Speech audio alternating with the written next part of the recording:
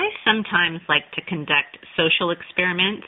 So, for example, for a period of time, if someone, usually a stranger, greeted me with, "Hi, how are you?" I would not say the obligatory "fine."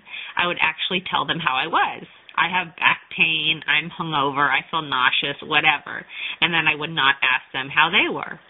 They never really knew how to respond, as they didn't really care how I was, and then I interrupted the flow by not asking them how they were. Some would say fine anyway, since it has become so rote.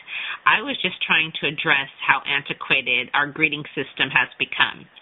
No one really cares how you are doing, so why do we still ask that?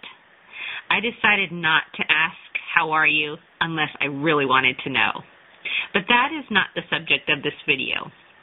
I have also conducted what I call the open door experiment.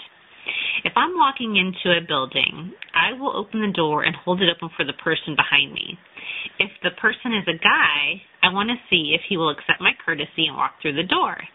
Now, most of the time, the guys are pleased, they walk through willingly, and even say thank you.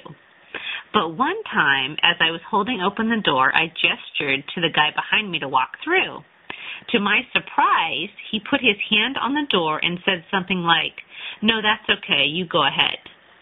I then tried to let him know that I really wanted him to go first, and it was okay for him to walk through first, thinking that he may have felt guilty. He again refused to walk through the door. We went back and forth a couple of times, and eventually we both just stood there. And I could see him getting agitated in an angry sort of way. I ended up walking through first since he wasn't going to, and this situation was getting uncomfortable. Plus, I was late for work.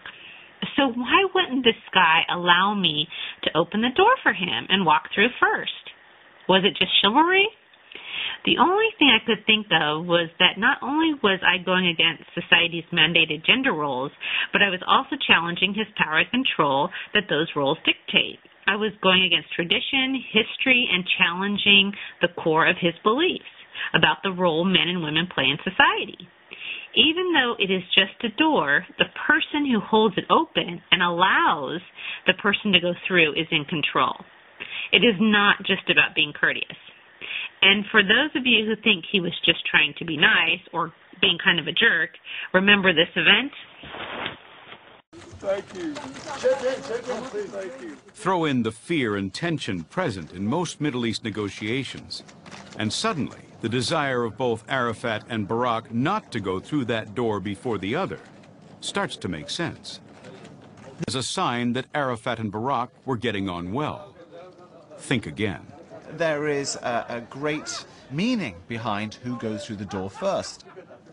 Now, of course, here in the... So Barak reaches for Yasser Arafat.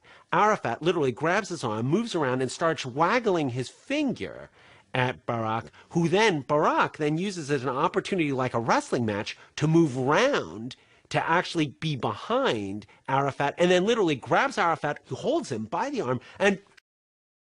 Okay, so this scene from Camp David in 2000 always cracks me up, especially the part when Clinton looks back out and starts cracking up and then tries to open the other door so that Barak and Arafat can walk through at the same time and save face. Because he who allows the other to walk through first has the upper hand, more control, and potentially more leverage over the ongoing negotiations.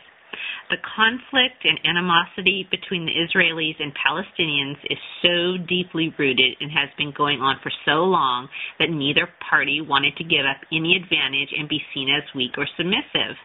Clearly, there is a lot of symbolism going on here.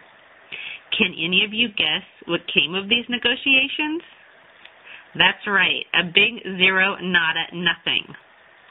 So going back to gender roles, as long as one side is seen as weak and submissive and the other side as powerful and in control, both sides lose. Like the Camp David summit, this dichotomy does not benefit either party. We need to get rid of these cultural norms and traditional roles and start seeing each other as equals. This strategy can work in politics as well as in social relationships. If a guy opens the door for me, I will gladly walk through it. I just want to be able to return the favor.